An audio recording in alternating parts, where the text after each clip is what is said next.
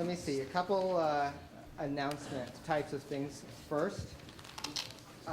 Number one, we're passing out this, this press release, actually, which on the back has the remaining dates for the course. We want to make sure that everyone has an updated schedule of who's speaking on which dates. So hopefully you'll all get a copy of this. A second announcement, the purple, I'm pretty sure this microphone has no effect. Hello? Here. Testing? Hello? Hello? Okay, all right. So second reminder, the purple sheets are for you to make a comment about what was the most interesting point, or basically the most interesting thing that you learned from today's presentation. This particular presentation is co-sponsored not only by the Center for Entrepreneurship and Technology, but also by BETA, the Berkeley Berkeley Entrepreneurship and Technology Association undergraduate student group. And as a reminder, they would like everybody to know that the Cal Case competition will be back in February. And they are users of SugarCRM, and that seemed particularly important for today's presentation. Today's speaker is John Roberts, CEO, co-founder of SugarCRM. He is an 11-year veteran of various firms here in the Valley, including Broadvision and Epiphany. And he's a true entrepreneur. That is, he's been in the trenches with a number of firms, and at some point he has decided to jump in and create his own business. So, CEO and co-founder SugarCRM. What else can I say? I think that's it, right? So, I'll hand it over to you, and great. You're off. Thanks. All right. Thank you. Thanks. Can everybody hear me okay? Does this work well? I guess it does. Okay. Well, thanks for having me. It's a real honor to be here. It's such a prestigious school. We've got we've got two Berkeley alumni, one in engineering and one in product management. So I think they're here someplace. There we go. Okay. So if you could just raise your hands in terms of computer science majors or software guys versus business guys. Let's say software first. Software and business. Okay, it's pretty close. How many people have heard of SugarCRM? Okay, because not many. It's all right. How many people have heard of open source? Heard of open source? Okay, there we go. That's better. So SugarCRM. SugarCRM is commercial open source, not pure open source. So what is customer relationship management? You guys familiar? Have you ever heard the term customer relationship management? Familiar with what it is? Managing customers. Before I kind of get into the presentation, what we do, SugarCRM, it's commercial open source software to automate a number of key front office workflows in the organization. The first one is you're basically managing customers, and you have a marketing organization that's going out and attracting customers. You've got a sales organization that's transacting its closing business. You have a customer service organization that's taking care of customers so that they become repeat customers over time. These are the primary applications. It's an enterprise business application, and then you have a collaboration suite that helps you manage your internal organization between your employees of the different departments, large database, and then connectors into the back offices. You know, this application isn't new. It's been around for, it used to be, each one of these circles used to be independent niches, but now today they're all grouped together in a broad category called customer relationship management. It's a pretty important application for most companies. You know, managing customers with most effectively with the lowest amount of cost. So it's a pretty mature industry. Been in it for a while. You know, where does open source come in? So I think that open source, when you start your career or as you get into software, for some reason there's this attraction to a particular class of software. Sometimes it's operating system, sometimes it's programming language, sometimes it's an application server, but there's something that seems to draw different folks to particular different layers of the stack. For me, it was this business application, customer relationship management. And I spent my whole career in the Valley, over 10 years, building 100% proprietary applications that we sold for a lot of money to a lot of major corporations around the world, and made a lot of money doing this. And the thing that really dawned on me at kind of the end of 2003 was watching open source, watching Linux arise, watching a different paradigm in the way that you develop software. In a sense, looking at the manufacturing process behind software. And today, if you look at all software companies today, or 99% of them, the manufacturing process is usually kind of goes like this. You go to Silicon Valley, you join an enterprise software company, and you write software completely yourself. Then you create the binaries and you go sell those binaries, or you go sell it as a rental or as a .com. All the development is done internally by engineers internally. It's the notion that we're Silicon Valley, we're smarter than the rest of the world. We're going to build these applications and everyone else is going to buy them. That is the business model in which Oracle, Microsoft, Siebel Systems, Salesforce.com, all the major BA software, pretty much every one of the major software companies that you're familiar with, that is the model in which they manufacture software. And I think the thing that I think really frustrated me is I've spent most of my career in engineering and product management, and we had just finished this major product release cycle, and we were going to market with it and spent about a year and a half on it. And what I realized was that it didn't matter how good the engineering was behind the software. What really matters in the enterprise software space is how good your brand is how much money you have to go out and sell the software, how much advertising dollars you can spend, how large of a sales force can you hire to go out and take customers out to dinner. That tends to mean a lot more, and has meant a lot more, than the actual software itself. And I started really wondering, is it ever going to be a day when the best engineering wins? Why can't the best engineering win over the best sales and marketing? And so as open source started to mature, I started thinking, man, maybe this might be the shift that can put the value of software companies on who can write the best software. So let's look at what I tend to call the proprietary business model. I mean by proprietary, it's software that's developed completely in-house by developers in-house, and it's completely in private and then sold that way. There's really, and if you look at another way to look at it, and this is kind of a very business way to look at it. If you can imagine, each one of these lines is 100 employees. They're two different companies with 100 employees each. So if you divide, basically, looking at the organization, what percentage of the employees of each one of these companies is dedicated to different things? So if you look at a typical software company today, enterprise software company, you'll see that the majority of the employees of that software company live in the sales and marketing departments. A vast majority, it can be 50, 60%. And a very small percentage actually live in the engineering organization, probably less than 20% on average. And so the open source business model says, hey, why can't the majority of the company be engineers? I mean, after all, we are a software company, and have the sales and marketing departments be small, less than 20%. And that's really the difference between these two models. So the question is, how do you get around this kind of the sales and marketing barrier? Because there's been a lot of great software that's been developed in the Valley over the last 10 years that never made it anywhere because they couldn't get established.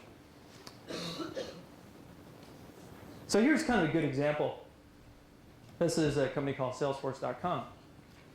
And it's pretty simple. You can go, I know none of you are business majors, but you can go to Yahoo and pull, basically put in their ticker symbol, and they'll basically pull this exact thing up. And you just look at the income statement and you say, like on the top row, and it says, revenue on the top, how much did they spend on engineering? How much did they spend on sales and marketing? And you can see pretty easily there that you can look on the bottom here, of what they spend. So you have what you take in versus what you spend as an organization. The red is how much they spend on engineering, almost 70% on sales and marketing. This is a reality in the Valley. And if you're going out in the workforce, this is what you're looking for. This is it's an extreme example. I will admit that, but this is an incredibly successful company. So I was really, I just thought there was a better way. There had to be a better way. I mean, why can't the focus be on writing great software and then letting that software sell itself? Why can't that be the value proposition of software companies? So if you take out, what if we could eliminate? We could take that sales and marketing expenditure and bring it down to less than 20%, of that company's expenditure, and increase the engineering budget, from 10% to 60%. And what we did, if you look at some, kind of price comparisons here, you can eliminate essentially a lot of fat, because sales and marketing dollars, that doesn't make the product better. That doesn't stimulate innovation. That's just kind of fat in a way. And the lowest it can be, the better and the more you can devote to innovating. So it would drop the cost of the product dramatically. It's kind of like buying a steak, and you see, like 10% of the steak has meat in it, and the rest is fat. So open source. And this is a question I got asked a million times last year. Why open source CRM? There's already established companies out there. Open source doesn't apply to CRM. Well, what is important though, open source is a model where you're saying, instead of building software in private because we're smarter than the rest of the world, it's saying, let's build it in public. Let's share, let's open up the development process of the way in which we design and code and share ideas with folks around the world. Using the internet is a tremendous communication device, or just medium. But in order for it to work, you need to have a large number of users or prospective people that see value in the code that you're writing, like Linux, like an operating system. A lot of people need operating systems other than Windows. So for us, the first thing you do is you look at, is the market big enough to support an open source project around a CRM application, which is, it's a mission critical business application. But for us, we looked at, if you look at Census Bureau data, there's over 5 million SMBs, or small to medium sized businesses in the United States, that need this software. There's over 17,000 major corporations, and if you look at the rest of the world, it's probably about 30 million companies in North America and Europe alone that can use the solution. But if you look at the biggest players in this space, the proprietary players like Siebel and Salesforce, Microsoft CRM, you can name the others, they have customer bases in 10, 20, 30,000. But if you look at the market, it's 20 million. What's the difference there? So we saw, well, hey, maybe if we write an enterprise caliber CRM app that we've been, you spend a lot of years in the Valley, I hope you learned something, and we write it, we take that domain expertise, and you create an open source project, and you put it up there, and you see if the software, other people like the software as well. So I think if you look at the Valley, if you get into a particular segment, when I do encourage you, if you go to Silicon Valley, majority here, but if you go get into it, start working for proprietary companies, stay in one application segment as long as you can, because the longer and the deeper you can get into one software category, and you observe that software category over a period of time, you'll start to see, and it will take about 10 years, a number of cycles happen. And you'll be in a position where you'll be able to read kind of opportunities, and you'll see weaknesses in the market, and you'll see opportunities to kind of change the game.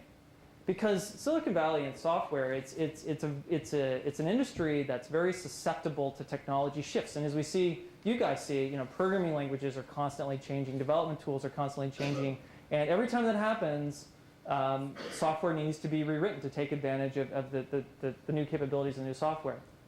So a couple examples. Siebel Systems was one of the pioneer of the first generation enterprise CRM applications. Built a great company, several billion in revenue, very, very successful company. And they wrote their initial applications using a client-server technology, which is the old Microsoft Foundation classes. And it was a great application. It was well thought out. It is still kind of the core concepts that are developed. Siebel to concept are still widely used today and probably will continue to be used for another 20 years or so. But it was written in an architecture client server that was very difficult and expensive to implement, and only the most wealthiest of companies could afford it. And they need a lot of money and a lot of time to implement it because it had more to do with the architecture, not so much Siebel. So then you get a shift and you start getting, Amazon comes out and the internet, people start buying things and they start getting a lot more familiar with web browsers. And you get this company that comes out and says, let's take Amazon's user interface and put it on top of Siebel 98 and let's rent it. And let's eliminate all of the hassles and the expensiveness of implementing these systems. And what did they do? It was a radical shift in the market space, and it caught, and it took several years, but in the end it actually did. It was a shift, and they were able to significantly impact Siebel's revenues to the point where just a couple weeks ago they were bought by Oracle.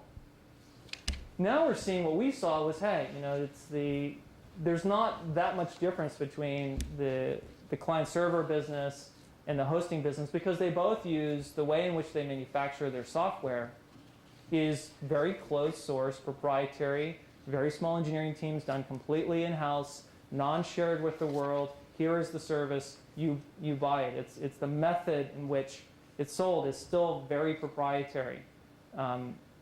And our approach was, as more we started looking at this paradigm, it's why not write software and have tens of thousands of people use it, but yet the company, SugarCRM, only generate revenue from less than 5% of the people that actually use the software, the people that really need the advanced capabilities. Because the market's there, and these other guys, yeah, they're very successful companies, but the market is much larger than what they've ever been able to really capture. So in order to do that, the way you start companies these days is changing. It used to be you would go to Sand Hill Road and you would have a great idea for a product and you'd say, we need to raise $5 million and we're going to spend a year and we're going to develop this app and then we're going to go raise another $5 million and we're going to hire a sales force and we're going to try to go sell it and get 3 customers, and hopefully people will like what we built, because we're smarter than the rest of the world. And I think that model is really changing now. And I think you're starting to see like Linus and open source movements, and a lot of companies like MySQL and JBoss are great examples of this. And more rising, where you get a small group of people and they have an idea, and before they even start the company, they start writing code and they start posting it up on the web. They create a project on SourceForge.net or other open source repository. And they bet to see if people like the software. They like the architecture. They like what it does, the value it adds. They like the extensibility. They like the way in which the development process that you're developing the software with works, and the way that you kind of set up how they participate and the like. If you get validation on that, then you hopefully have a good idea, and you can hopefully maybe start a company based on that validation. We had 5,000 downloads of Sugar Open Source before we even incorporated the company. And we had over 20 developers contributing and translating the product even before. At that point, we felt comfortable. We've got it. We're writing software people like. And I think that's pretty important, and that's a good thing that open source can help validate for you. From there, you can go to the venture capitalists, and you can actually get a really great deal on venture money because you can prove that people really like the software. You're not saying that hopefully they'll buy it. You've got a great idea, and then you can build a company. So you can see the start of open source companies is different, and I think the barriers to entry to founding new open source companies or software companies in general is changing. I mean, it used to be you need to be an industry veteran, you need to have huge pedigree, and you'd walk in, and then you could get some VC funding, and then you'd hire your engineering team. Now, you guys can come up with an idea, three or four of you, or even 2, and start writing code and posting on the web, and immediately get validation on your idea, and you can start a company very quickly. And I think that's really a real benefit of this open source movement. It's kind of a return to innovation. It's less about how good of a marketer are you, how good of a salesperson are you. It's more about, is your software valued? What is the momentum behind your software? And so I think that's a really positive thing, especially for You guys are just about graduating school.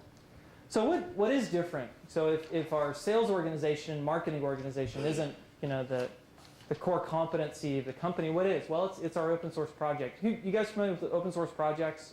The notion of projects? Okay, so an open source project basically is this, it's a workspace on the web where you post code, you post the source code, and you allow people around the world to extend it freely. And it's a very open, collaborative environment, kind of like a university in a way. And from here, like sugarforge.org, it is a .org that we run. It is a completely for free open source site. The software here is completely for free. The source code is completely there. You can completely take it in any direction you want. We've been pretty fortunate that we've had over 300,000 downloads in the last 15 months.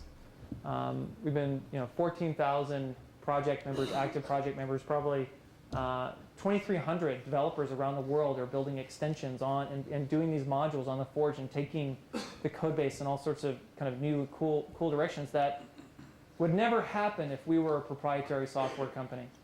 It just wouldn't. Translations are pretty interesting. I mean, we thought we weren't going to translate it for 6 months or so, and immediately after we put out our 1.0, everybody was saying you got to externalize it. So okay, so we externalized the strings, and then a week later it was in 10 different languages, and today it's probably over 25 different languages, which and it's all distributed over the web. And so I think there's the collaborative. I mean, I think the important thing here is that there's some really smart people all over the world. And just because you're not here in the Valley doesn't mean that your ideas can't have value in meeting and can't take and help evolve software. So there is, there are these, I always get a kick because, the majority of software companies today say, well, we can't give you source code because if we give it to you, you'll screw it up. Or you won't be able, you'll take it in some direction, you won't be able to upgrade. What is that? That is basically saying, I want to lock you into very proprietary services so I can charge you a lot of money. And I think it's one of those kind of artificial things that software companies have used over the years to kind of get to require higher prices for their products. Another one of the things that they've done is said, well, software can only be used in kind of certain ways. It's only on premise on your own servers, or it's only on demand. You can only rent it. Or again, these artificial barriers, these artificial ways in which they're kind of imposing on companies. I mean, why can't software be open? And if you want to run it on your own servers, great. You want to run it on demand, great. You want it on a planned server, great. Why? Does the value of the software company need to be in locking people into these kind of artificial kind of methods? It's a choice by the software company. It doesn't have to be that way. And now we're seeing a really great stack of both open source and proprietary, like Linux, Apache, MySQL, PHP is a programming language, Linux. You're getting these stacks that are completely open and are being evolved by tens of thousands of programmers around the world, and they are superior to to the proprietary languages that have been pushed over the years, which makes it easy for you. I mean, for students wanting to create new software, you don't have to go spend 20 grand with Oracle just to get to the point where you can actually start writing code, because that's really not. You can go take open source applications now, or open source stacks, and immediately become productive. Not that Oracle isn't a great company. Oracle has got a great database. But we hire at SugarCRM. We hire. It's even for us. I'd say when we hire, it's less about the resume than it is what skills do you have. And now we're seeing that we're getting, some of our best engineers never went to college. They learned how to program by using open source languages, open source stack, and they came out. Some of our engineers, some of our other great engineers actually went here. So there is certainly a mix, but I think what it is doing, it's lowering the barrier for anyone being able to participate. Now, just because you're open source doesn't mean that that people are going to like your software and that you're going to be a successful company. Open source is a paradigm for creating a company, but as I mentioned earlier, it's all about the engineering. The software has to be excellent. I mean, that's what you're saying. You're saying our core competency isn't going to be sales and marketing, it's going to be engineering. And if that's the case, the software has to be incredibly innovative. It has to be easy to install, implement, change. It has to. And I think if you listen well to your community, you can come up with some pretty radical ideas. I mean, these are some screenshots we have. We built this skins layer into our application. Traditionally, these applications are really serious apps, customer relationship management. But the users never really took them that seriously. It was usually like, oh, I got to use this kind of thing. And so we said, why not make it entertaining to use? Why not create some crazy themes? Why not be surfing one day and then be on a beach the other, be on a golf course the next, and just kind of create and just kind of take a whole bunch of different directions in terms of re-looking at kind of traditional ways software is used, even for business applications. And it's really through ideas coming from the open source community that I think prove that this model is a more innovative way to develop software. So there are some tools. I mean, there are some things that we do differently being an open source company that most proprietary software companies would never do. First is an open source project. It's a .org. We run it as a .org. There's nothing commercial about it. There'll never be anything commercial about this site. Encourage you to go there and check it out. You can download it, you can play, you can check out Sugar yourself. The other is downloads. If you want to download it, here, download it. We don't ask you for anything. We assume that you don't have to fill out this detailed form about yourself in order to see the software. Here it is. Download it. Our bet is that you'll like the software so much you'll want to use it, and we're not going to call you and ask you. It's if you like it, you want more, you'll come back to the site more often. Demo. You want to play with it? Boom. Here's a demo. This may seem like kind of trivial things, but these, traditionally to see a demo of an enterprise software company, you have to schedule a sales call, or you have to schedule a time to get access to the demos. With Sugar, here it is.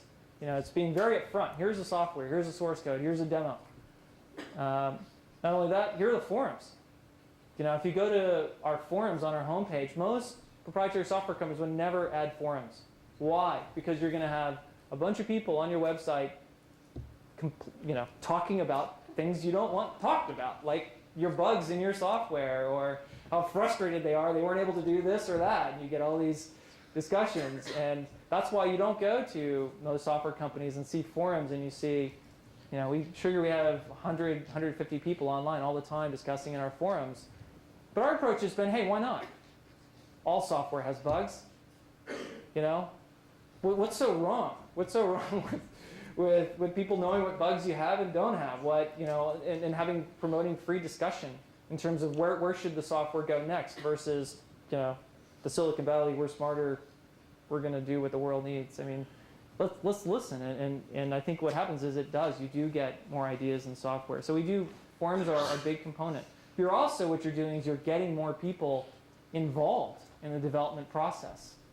Software is a creative endeavor, and the more minds, the more people you have looking at the source code, looking and contributing, the better the software is going to be. And then there's SugarCRM.com. If you come here, you're going to be sold to. It is a .com. It is a site where, hey, if you want some additional, you want support, you want some additional modules, it's here. But again, it's a very clean separation between our open source project and our company. So there's some rules, that we follow. First one is, it's kind of funny, when we finally, founded a company, I thought, oh, now we can decide exactly what we're going to do every release, and this, isn't this great? And then quickly found, after about 2 months, that even though we founded a software company, we still had to build what other people wanted and not necessarily what we wanted to build sometimes. But we found that every time we built what the community wanted us to build, it ended up working out great and being really innovative, whether we questioned it or not. So the focus is your community. It's focused on evolve the software based on where your users, your communities want it to go. And I think what you'll find is that it takes the software in a great direction. Also, we're pretty good about, we've got multiple sites. So there's sugarforge.org, which is project, which is .org, and sugarcrm.com. They're very different sites. Keep clean separation. This isn't, if it's a .org, it has to be a .org and run like a .org. If it's a .com, yeah, that is a commercial site. One thing that's kind of interesting is we do not spend a lot on sales and marketing, but what we do is we open source license 75% of all of the code that we write. So right now we've got 18 engineers. just full-time ourselves, not including another 200 trusted engineers in our community. But even with our 18, every release, every 4 months, we open source license 75% of all of the code they write. That's a lot of software, every 4 months that you're constantly making in a dedicated. And then the 25% we don't open source license, we still provide the full source code to it. So it's just kind of a project within a project. But that's a rule that after about 6 or 7 releases, we've feel pretty strongly about in terms of what commercial open source is. Also, we do try to find ways to make developers who develop on Sugar also make money too. So if you guys write a cool extension for Sugar open source, why not be able to sell it? Why shouldn't you also be able to sell it and sell it and earn some spare money? If you spend a weekend or a couple weekends writing some cool thing, you should be able to make money off it too. Or you may just decide to open source license it, just kind of contribute it back. And then recognizing developers, I think that's something we really believe in strongly is you have to recognize all the members of your community. We do that in the software, in the source code, in the credits. It has to be a core tenet of the philosophy of your organization. So here's kind of a look at our release cycles. Let's say we were 100% open source, 90, 60, 80, 70. You have to follow this pattern in terms of the amount of sure code that you open source license. So as a company, this was, when we founded the company, this is a pretty interesting way to do it. Maybe this is the thing, maybe this is a model that will work in terms of allowing us to kind of get away from that barrier to entry in terms of sales and marketing costs and really focus on engineering being the key differentiator. And so we're pretty happy. I mean, it's founded the company in April, so we're pretty young, 50 employees. Been through, the first round, everyone was really questioning us when we were raising money the first time, but ever since, everyone's been trying really hard to give us money. 300 customers in the first year. I mean, that's pretty rare for a startup. Most startups have 3 or 4 customers their first year, if any, especially for an enterprise player. So I think what we're seeing is the way that people want to see the software, they want to download it, they want to look at the source code, they want to see a community there, and they can buy software on their own. They don't need, the traditional way of buying software is changing. You don't need sales teams to come in and sell to you. So if I look at this model, what is open source? What is commercial open source as a development model? And I encourage you, if you're ever out interviewing and looking at software companies to join, look at what is the manufacturing process behind the software. Do they develop it all internally, or is it using an open source development model? Because this model, it does generate more innovative software. When you have 10,000 people, we put a release out, we'll get 10 to 20,000 downloads of a release in a week. And you've got people all over the world that are hammering on it, contributing ideas. You do generate more innovative software, it does. It's not just about commoditizing existing markets. It's higher quality software because you get so many people looking at it, so many different ways to fix issues. It's less risk. This is something that has kind of plagued a lot of startups over the years, where you have these little startups and they have better technology than kind of the big rival. And the big rival would say, oh, don't buy, even though it might be a little bit better, you're going to want to go with our older stuff because that little company may not be around next year. Open source kind of changes that game because SugarCRM, we do about 1,500 downloads every day of Sugar open source, every day. And it's hard for the big guys to kind of stomp us out because it's being kind of pulled through this community worldwide. And 1 and 2, it's open source. So if anything happens to us, this company, the open source project, will live on. So it's kind of interesting in the way that it's kind of, I kind of compare it to where you have like conventional warfare and kind of big marketing budgets and big bombs, and then you get open source companies. It's kind of like biological warfare, and it's kind of hard for the old guys to kind of compete with kind of our style of doing things. And it's lower risk because you have 10 times more people using the code. So in some ways, people say, oh, it's too risky to go with a small company. But if you're open source, it's kind of reverse. It's true. It's more risky to go with a big company because it's all proprietary software. A little company, it's open source. The software is kind of public domain in a sense. So you have 10 times the amount of people that are familiar with it. And it's cheaper. And why is it cheaper? Because we don't spend so much. We're very lean. It's all steak, very little fat, in a way that the software is developed. It is a better manufacturing process for developing software. And I think you'll see that this is going to be the new, this is emerging as kind of the new paradigm for software companies going forward. It just frankly is more efficient and is a better way to develop software. It's like automobile companies. You have the American automobile companies, and then the Japanese came in and said, here's a better way to build a car. And then 20 years later, the Americans got a little better. And I think what we're seeing kind of the same thing in the software world, where this is a better way to develop software. And I think you're seeing the shift in the market space here in software companies over the next 5 to 10 years, and this will be the dominant paradigm in 10 years. It will be hard for existing companies to adopt this model, if not impossible. So if you do decide to join an older established company and you think that, even though they may say they're going open source to that, it's 1 in 10 or maybe 1 in 100 that I would bet that would be able to reinvent themselves and use this paradigm. Because a lot of times you get these big software companies and they just have a mentality. And that's why, frankly, we founded this company, because we knew we couldn't turn our old company around to adopt this. It had to be a fresh start.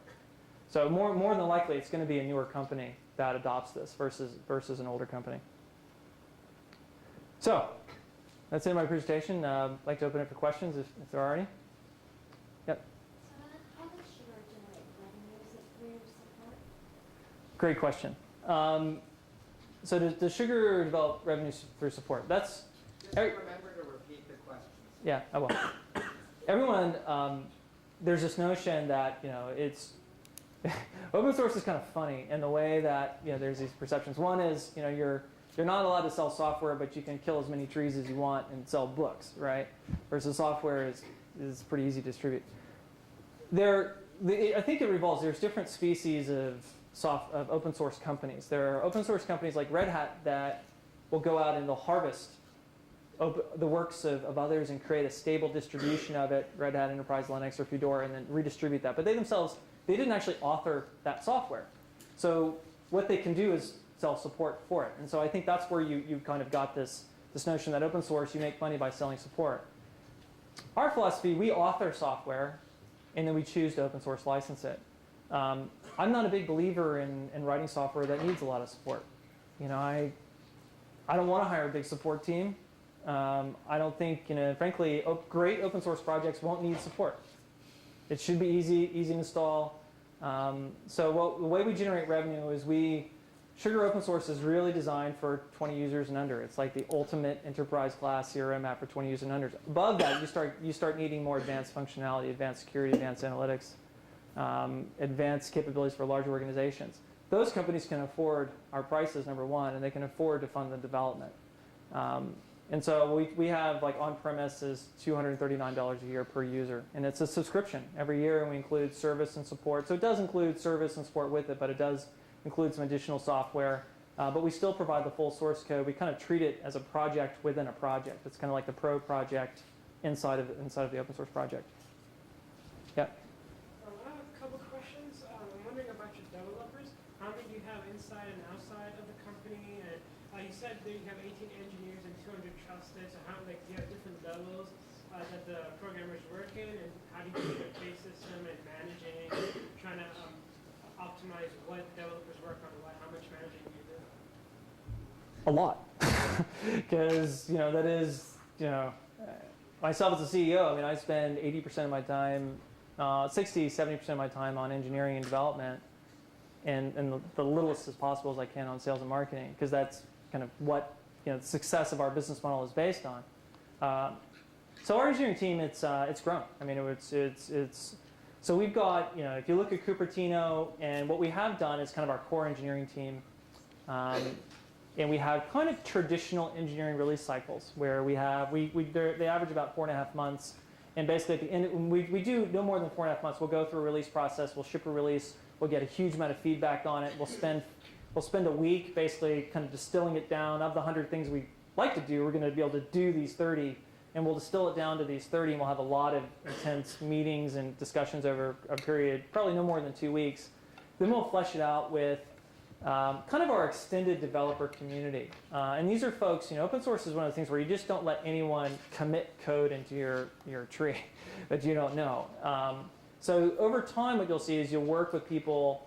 We've got guys all over the world in France and Germany and Australia and China and Japan that we rarely actually speak to. It's mostly through IM and email. And you develop trust over releases. First they start submitting bug patches, and then they start doing more work, and then you start getting more of a trusted relationship. And then there you basically share, this is what we're going to do.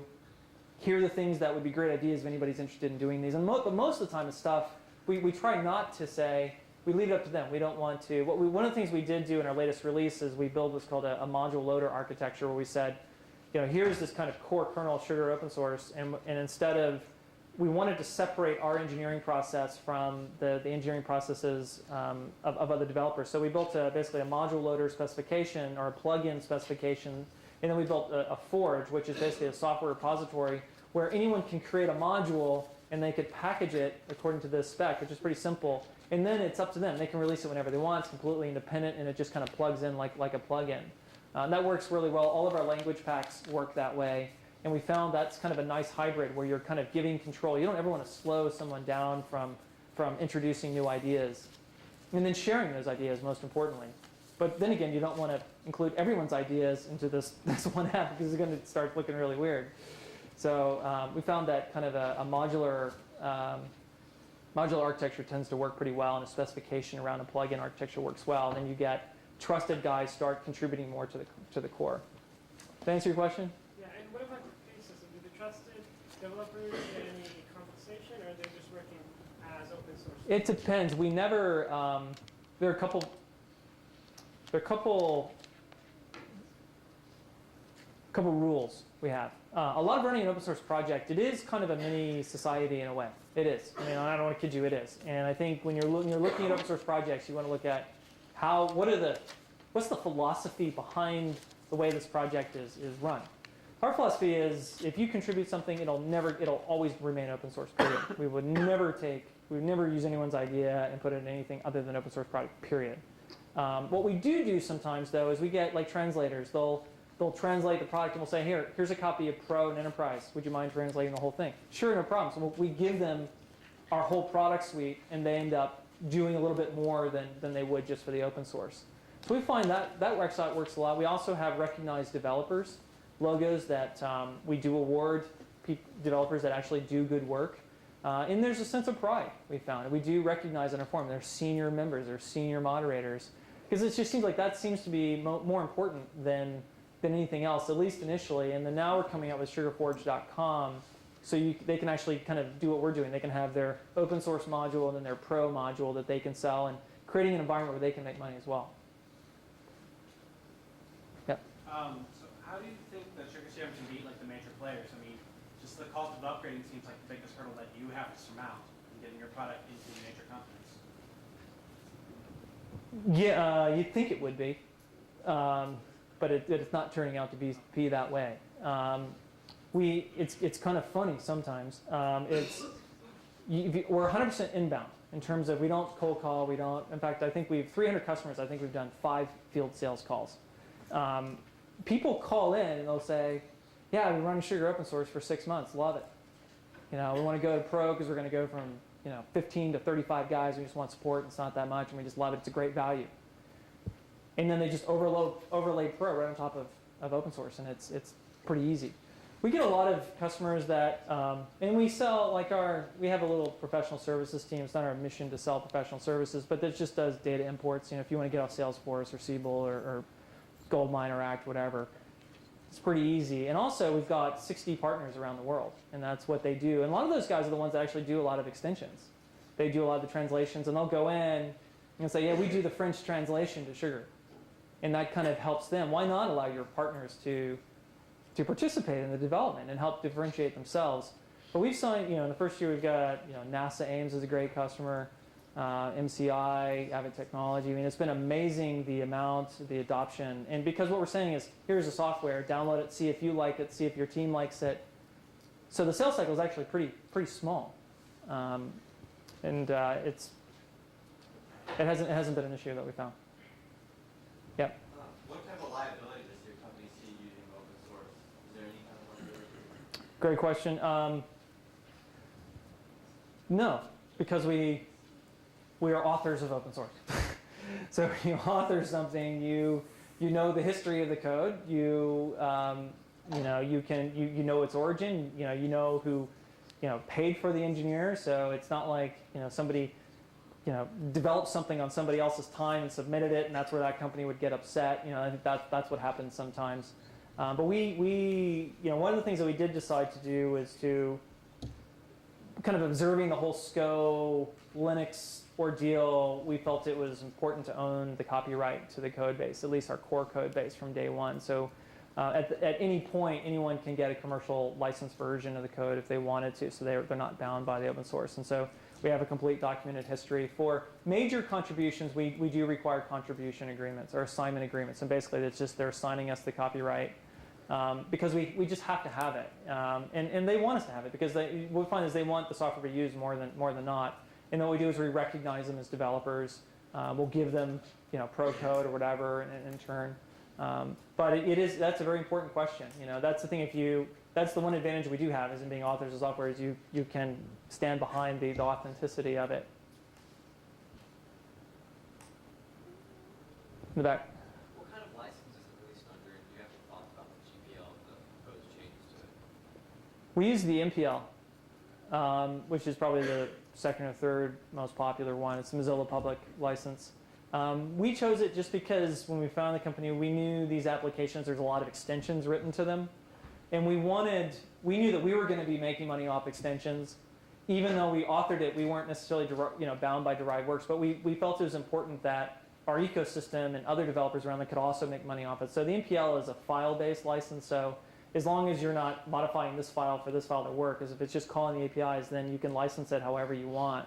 And we liked that. We felt that was that was an important thing to offer, and that's why we did choose the MPL. And a lot of apps companies do choose the MPL for that reason.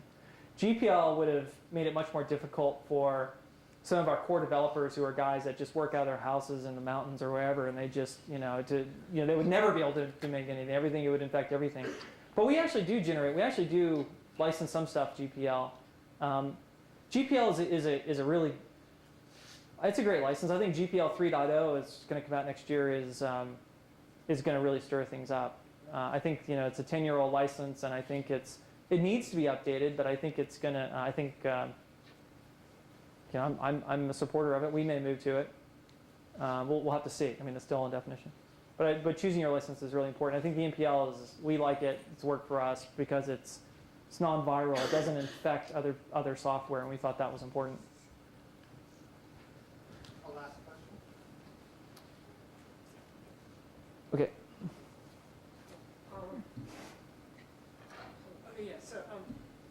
When you were starting the company and you were trying to get venture capital funding, how receptive were they to a business model based on open source? And did you try, how did you try to sell it to them differently than you would a closed source business? So what do the VCs think when we first kind of presented this to them? It's funny. Today people go, "Oh God, SugarCRM. God, what a great name. Oh God, open source CRM. Oh God, I was going to do that." And I was laughing because I remember standing in front of the VCs, and we walk in there and say, commercial open source applications, and we're going to take on Siebel and Salesforce, and our name is Sugar. They all look at me like, are you crazy? But they've changed their mind now, I can tell you that much. They're actively hunting for open source software companies, so it won't be hard at all to get a meeting for them. Just send them a 2-page plan. This is the idea, here's the code, here's a link to the project, check it out. They'll meet with you. It's not hard.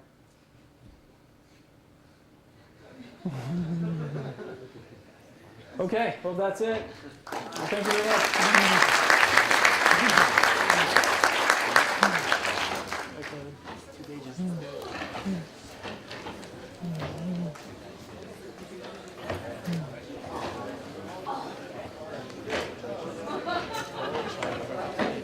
Thanks. Yeah, congratulations.